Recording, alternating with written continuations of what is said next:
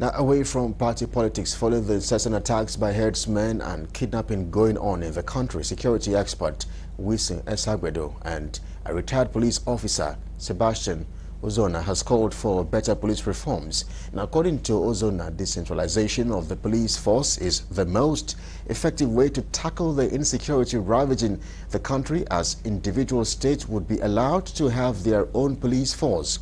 On his part, Wilson reaffirms that the recruitment process of the police force must be based only on merit and nothing else. One would have thought that if we are serious in this country in tackling insecurity, the first thing we should do is to amend the Constitution, particularly Section 214 of the Constitution, which talks about having a single police force for the whole country. It is now very clear that a single police force, that the police force need to be deregulated in this country. But this is a federal system of government we are running in this country. There's no part of the world where you have a federation that will have a single police force. There's no other part of this world, globally speaking. We have to go back to the drawing board, and that's the recruitment process. I think it should just be based on merit, based on effective background vetting, so that people that go to the police force are people that have been screened, properly screened, and not because you know one big man solve. Everybody has his list. The guy at the top has his list. All the various top officers in the police all have their list.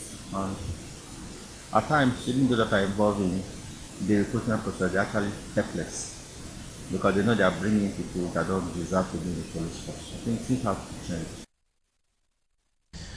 Galaxy's Valerie Choma reports that Ozana emphasized the need for proper funding for Amoteku and state security so that they can function better without constraint, while Wilson added that there is need for cooperation between the police and Amoteku so they can benefit from shared intelligence.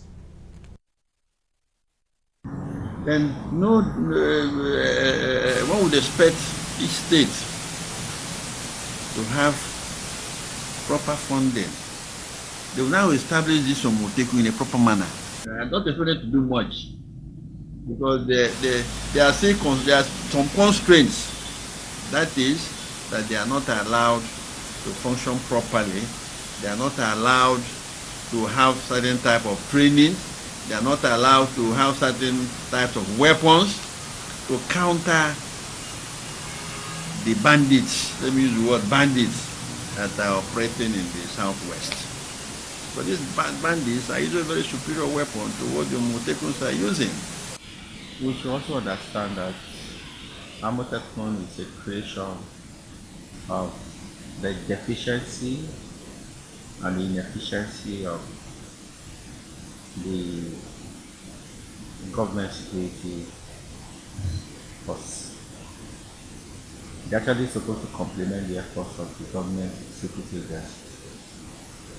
I believe for them to be more effective, there should be a relationship between the government security force and that regional outfit. I think if that is done, we will have a force, a multiple force that is more effective, that is incorporated into the security architecture of that region. They are not doing things by themselves. We've seen them record a lot of successes, but I think they can do more.